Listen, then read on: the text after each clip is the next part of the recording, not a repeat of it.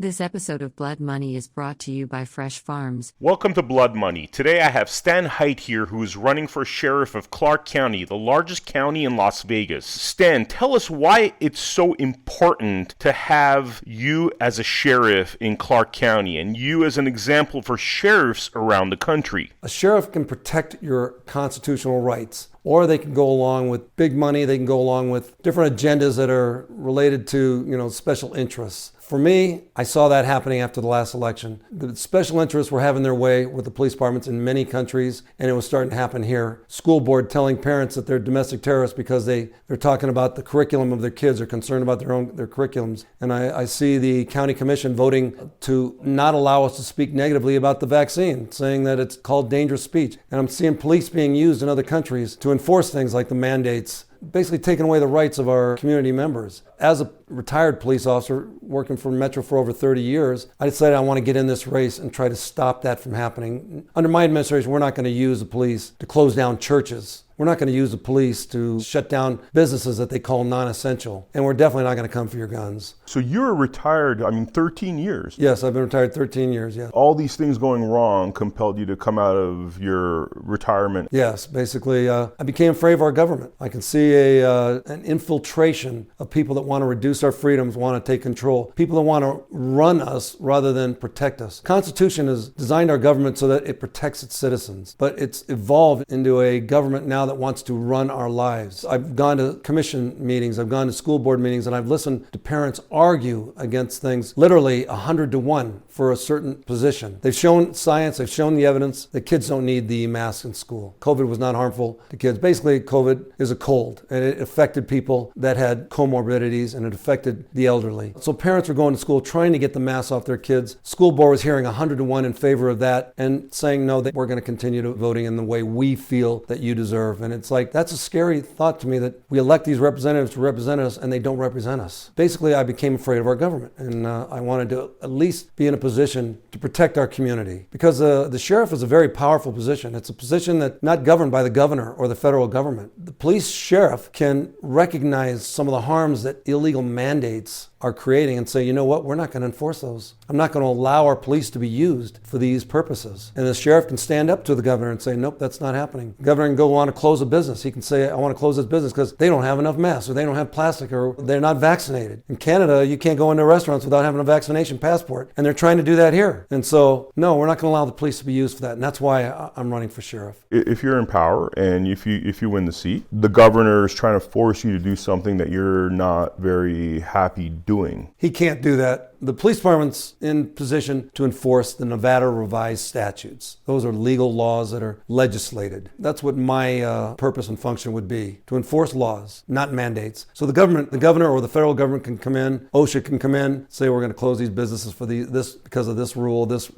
thing that they enacted themselves. I mean, I'll look at it, and of course, and objectively as I can. But if it's something that it's obviously hurting the community, I can stand up and resist that. What if they threaten your funding? I don't see how they can do that. They can reduce it, but that's something I would bring to the media. I would bring to the community and let them know what's going on. I would be very vocal about it. I don't think they have the power to legislate my budget.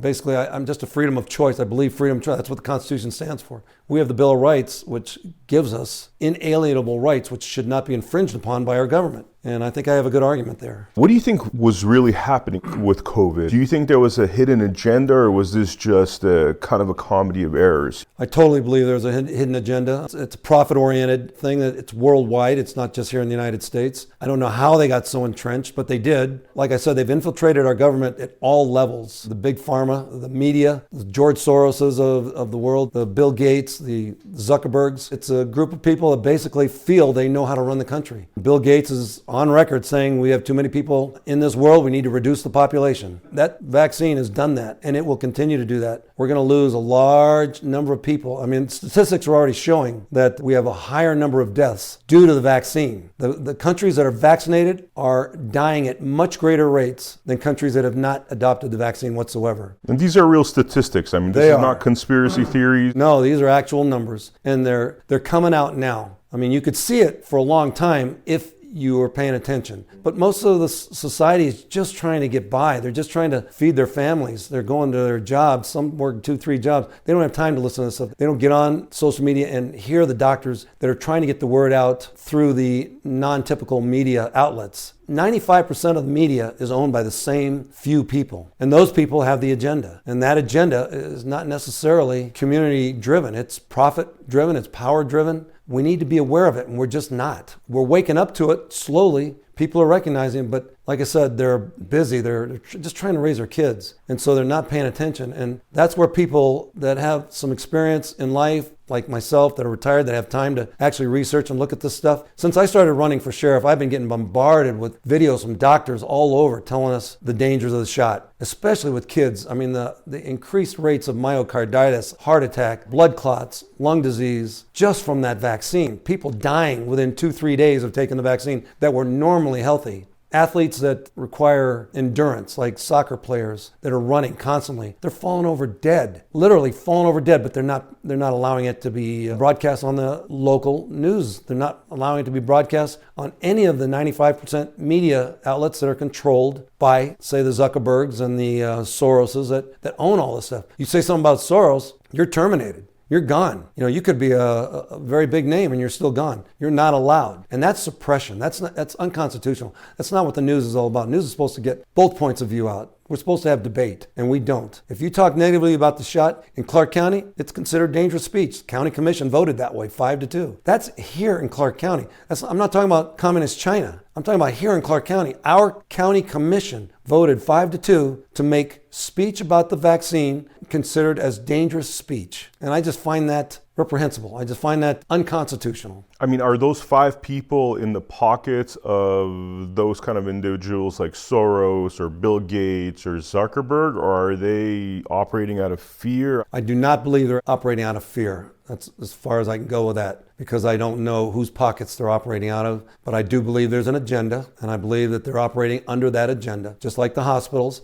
The hospitals being paid big incentives to diagnose COVID, to intubate for either 72 hours or 92 hours. They're being paid incentives along the way. They're being paid additional money when the patient dies of COVID, and they list it on the death certificate as COVID, whether they died of COVID or not. I'm not saying that there's a conspiracy to do that, but I'm saying that there's incentives to do it. So if a hospital's struggling financially, the incentive is to say they died of COVID if they didn't. The incentive is to fudge the numbers, let's put it that way. The incentive is to keep somebody on, to intubate somebody, and then to keep them there for a certain time period. Those are incentives. People are human. They're going to be tainted. They're going to be tainted. It's not hard to be corrupted by money. We see it every day. It shouldn't be. Those incentives, those tantalizing things to do that should not be present to allow people to be diagnosed with COVID and intubated and then let them just die, which I've seen happening, not just here, but all over the world. What got us to a point of desperation where hospitals are essentially slaves to this extra income that's coming in, as opposed to government just doing its job right? I think, like I said, our government's been infiltrated at all levels, and the money is the big thing. Everybody's controlled by it. I mean, you see some doctors that'll sit there and swear by the vaccine, but yet doctors all over the world that study this, that are virologists, showing we don't even know what's in it. And how can it be good for you when they won't tell you what's in it? You subpoena them to find out what's in the vaccines. You get 5-page report, and it's all redacted. And they have government, which is totally immunize these people from legal responsibility. They give them immunity from prosecution if people die from the vaccine. And then you've got the media suppressing everything that is said negatively. Say you watch Fox News. Every other commercial is about some medicine for some ailment, and they go on for half the commercial telling you all the negativity about it. But please, see your doctor and buy our product. But then you got hydroxychloroquine. Hydroxychloroquine and ivermectin. They have no negative side effects. They've been in existence for 60 years. They've been used for respiratory illnesses and malaria and many things, but yet you cannot talk about it. You cannot bring it on the news. You can't even discuss it. It is absolutely forbidden. But yet all these other things that'll kill you, absolutely on a commercial every day. You see them 10 times a day on commercials. Those are fine. But why would there be an agenda against ivermectin and hydroxychloroquine? It just doesn't make sense. The reason is, in my opinion, is because if there's a first line treatment for COVID, then they can't force the vaccines on people. So they have to say Those things are no good. When they are proven good, they suppress that in the news. People don't hear about it and they get scared because, hundreds of thousands of people are dying of COVID. When in actuality, in 2020 and 2021, no more people died statistically than previous years. It was the same number. They just listed it all as COVID rather than the flu, rather than heart attack, rather than lung disease. They listed it as COVID. So now people are terrified of COVID. They're literally afraid for their lives. They won't come out of their homes. They won't, the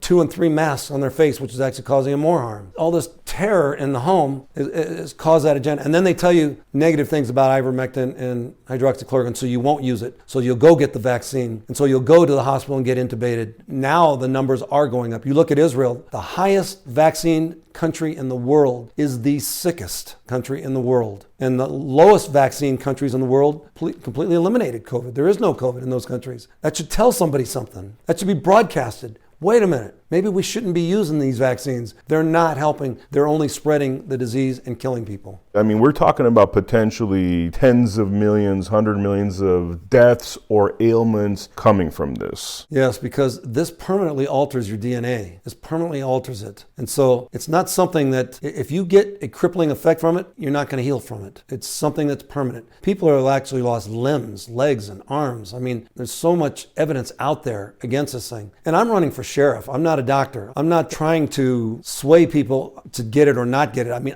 everything I've said is my own personal opinion and what I've gained from research, what people have given to me. So all I'm arguing is freedom of choice. That's my main argument as a sheriff, that we do not force people to take this vaccine. I have given you statements on my opinion about why I won't take it. I would never take it. I would never push it on my family. So as sheriff, my argument is freedom of choice. Do not force the public to do something that they don't want to do. When you take that vaccine, you actually have to sign a waiver that says, I'm doing this voluntarily. They're really not doing it voluntarily because if they don't get the vaccine, they don't get to work. The potential damage from this vaccine makes like Hitler and Stalin look like the minor leagues.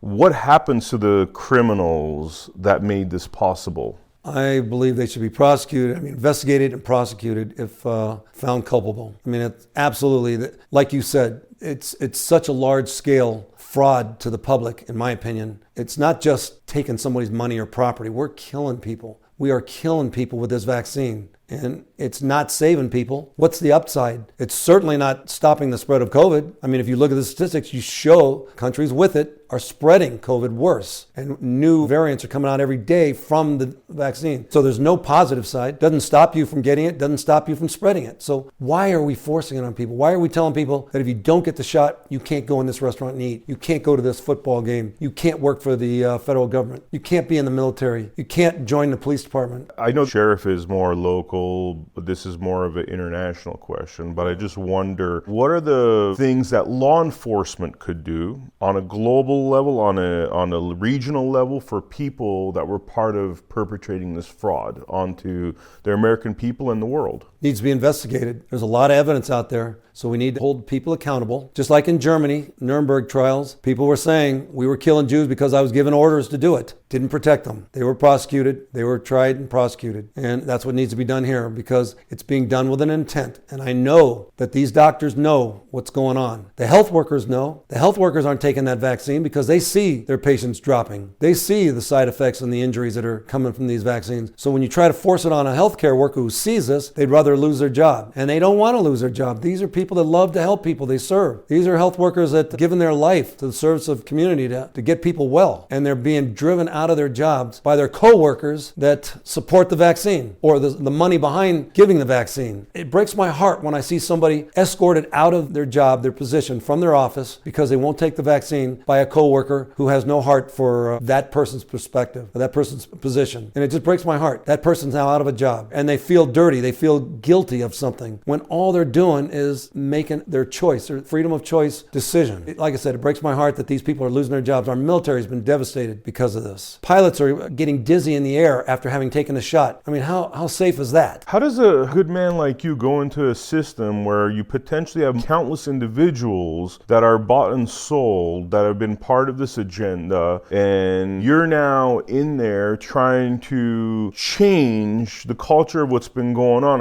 Are you at this point investigating the agenda of all these individuals and arresting all these people? Well, Vem, I'm just a citizen right now. There's nothing I can do right now. I am just a citizen. I can raise my voice. That's all I can do until somebody shuts me up. But let's say you get elected. If I get elected, first off, my campaign is Christian focused. And I say that not to impose my Christianity on anyone, but to let people know that my faith in Christ is what's going to guide my decision making and my integrity. I believe God will give me wisdom because I pray for it every day. He will give me wisdom. He'll give me direction. He'll give me guidance on the course I should take, the path I should walk. That path is going to be righteousness. It's going to be for our freedoms, for our civil liberties. It's not as grandiose as being president of the United States or a world leader. I can fight for our county, Clark County. It's a large county, thank goodness. It's 8,500 square miles big. It's 2.3 million people. The police force is the largest in the state, approximately 5,000 employees. So it's a large number that we can have an effect on, my administration as a whole. I can protect the people here. And if my voice is loud enough, we can collaborate with other sheriffs in other counties and protect the state. And if our voice in the state is large enough, we can affect other states and hopefully bring about protection for the people in our community. And that's my whole reason for running. I think the other two candidates I'm running against can run the sheriff's department. They can run the sheriff's department. They're capable men. I have no complaint against the two men. I just believe that they will serve special interests more than I would. The money that they are taking in their campaigns is not free. My campaign is mostly self-funded. I am getting some small donations, but my $20,000 worth of donations that I've received doesn't even compare to the $1.3 million and the $1.5 million that Kevin McMahill got dumped on the first day of his campaign. So that money's not free. And as much as I like Kevin and as much as I like Tom, I trust my politics, my agenda more. I believe in what I believe in, and I want to take care of our community. It will not be special interest driven. It'll be constitutionally driven. The Constitution deserves representation. We, the people, it's about time the guy on the street deserves representation, not just the big hotels, not just the big organizations, like CNN or Fox News or any of these large organizations that are well funded. We need to stand up for the little guy on the street, which is me, which is my wife, which is you, Vem, which is our kids, because we're losing it. What did Ronald Reagan say? Our freedoms are one generation away from extinction, and they're not something that we inherit from generation to generation. It's something that we have to fight for each generation. We haven't really had to fight for it because it's just come naturally, but now we have to fight for it because it is under attack. Our freedoms are under attack. And those countries that have lost their freedoms have never seen it again. That's scary to me. That is very scary. Again, though, you're going into a Lions Den. To paint a picture, it's like a Christian in the Coliseum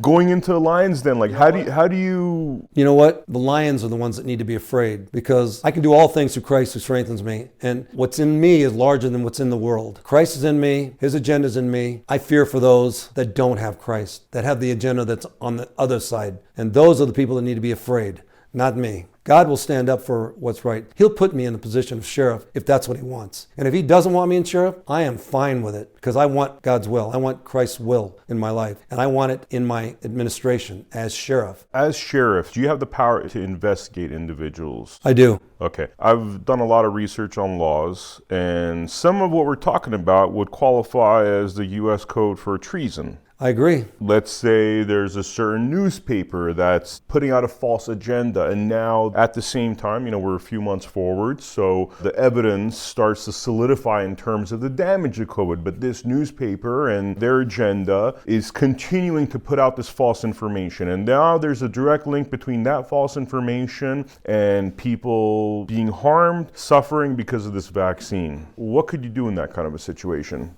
I will surround myself with people much smarter than me that will investigate. Newspapers have a right to print what they want, as long as it's not something that does lead to harm in the community, like death and destruction, treason, stuff like that. That said, the people that are legislating, they're the ones that we need to focus on. They're the ones that are focused on forcing people to do something against their will to maintain their livelihoods. Those are the people that are corrupt. Those are the people that have an agenda that we need to address. The legislators, the police, the government, that's where our focus should be. And if they're treasonous and if they're violating laws and they're killing people, they need to be held accountable. And that brings up another point, that we need to get a district attorney that will follow up on this type of stuff. We don't need another agenda-driven district attorney. And I'm not going to be specific, but I see it all over the country. DAs that are agenda-driven. And we need a good DA in Clark County that will take our submittals and prosecute them and not just let these guys out the back door. You spend all this time investigating something, handing it to a DA, and they could just like kill it basically right then and there. I'm just begging for a good DA that will follow up and run so we can count on that will be constitutionalists and actually follow through. So much of our statistics are manipulated in the police department. So much of the numbers are just totally manipulated to the point where people are just being released out the back door and nothing's being said. We have convicted murderers that are out on bracelet things because of different agendas. And it's just like, I don't get it. I don't get why we're allowing this in our county. Why is this happening? We're a sanctuary city in Clark County here, contrary to what's being told to us. But it's actually even documented that we are a sanctuary city. The illegals that are coming in contact with the police through law violations are being let out the back door. They don't even want to deal with it. Now, what kind of police department is protecting its community? How do you call that protecting your community? What do you do if you have a bad DA? Is there anything you could do, or is that just something that you gotta... That's a tough one. That's a tough one. I just hope we don't have to deal with that. Let's talk a little bit about your campaign, because you're going against some people that have a lot of money. Your campaign seems to be a little bit more grassroots. It's a lot more grassroots. A lot more.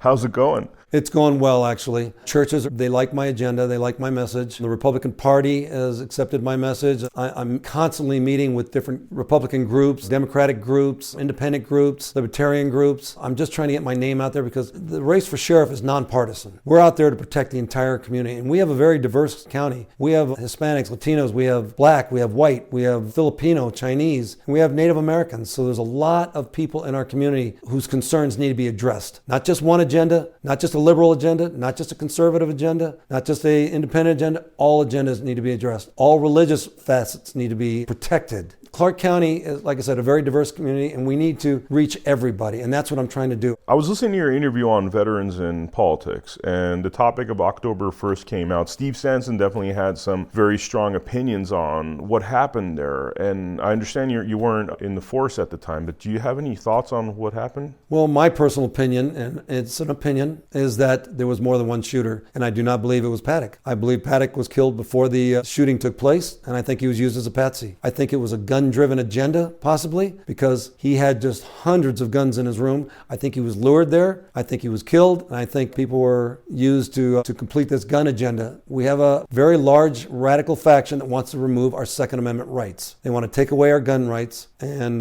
even our current president has said that he believes a foreign body should be in control of our gun rights. A foreign body, not the United States, but a body consisting of European leaders should be in control of America's gun rights. And you know where that leads? That leads to taking away our guns, obviously.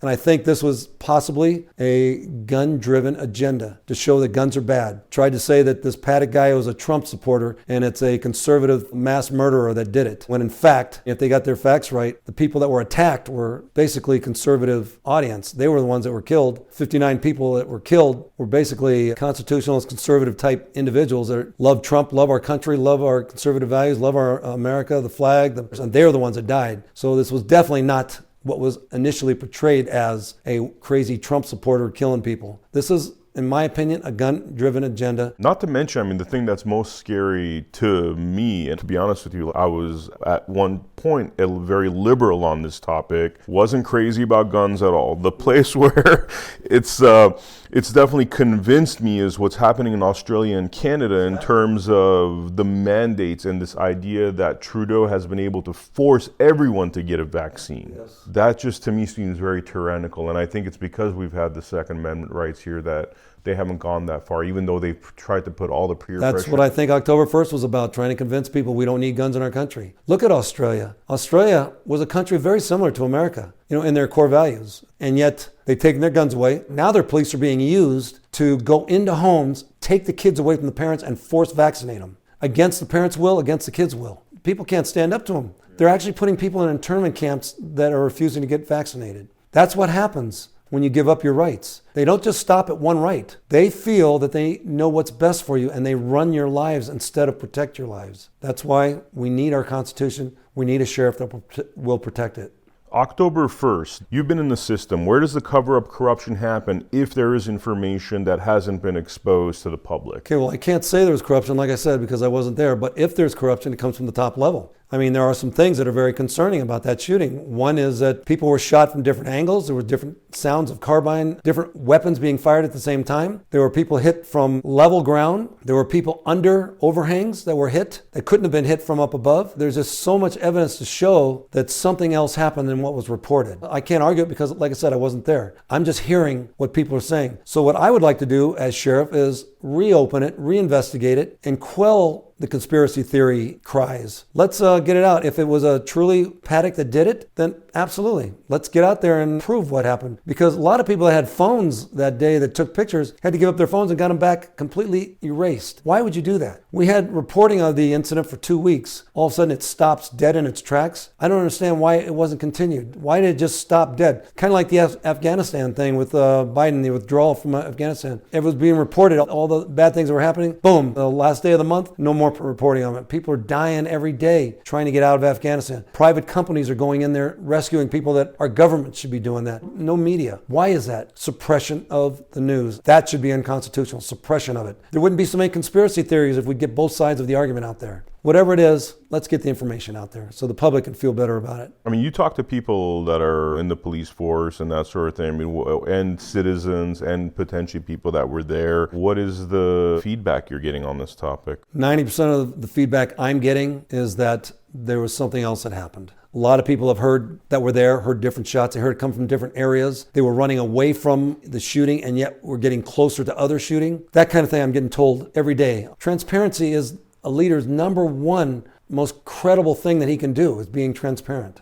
It seems like every issue that we've talked about ultimately ends at the media not doing their job, not investigating. Like you said before, media in the past had investigative reporters, people that went out and investigated and reported the truth. Now, I don't see that anymore. What I see now is they're given an agenda by the Soroses, by the Bill Gateses and the Zuckerbergs. They're given an agenda and told this is what you're going to say. There's no investigating anymore. You're just going to report what we want you to report. And that is 95% of the media. And people buy it. People believe it because they don't know any different. CNN is a big name. That's what I used to watch, CNN. I mean, I just thought it was news. When I want to watch news, I watch CNN. I don't even give it a second thought anymore. And I don't even give Fox News a second thought anymore other than a certain few commentators. There's no more investigating. People, they just go home, they're cooking dinner, they're listening to it. It's going in like a recording, they hear it, they believe it. COVID is bad, it's killing everybody. Don't go outside, wear a mask, get shots, get a second shot, get a booster, get another booster. That's all they hear, and they're terrified. You have to get outside that controlled media to really hear the truth. Yeah, this is why we're doing this sort of thing here. Well, thank you so much for your time, Stan. Much respect to you for what you're doing. I think your message is resonating with people. Well, thanks, Vem. I appreciate it. Please come out and vote on June 14th. It is so important. These down ballot races are extremely important. The ballot races such as City Council, State Assembly, County Commission, very important. The judges, we need good, independent judges that are not controlled by agendas. We need a sheriff that will protect our Constitution.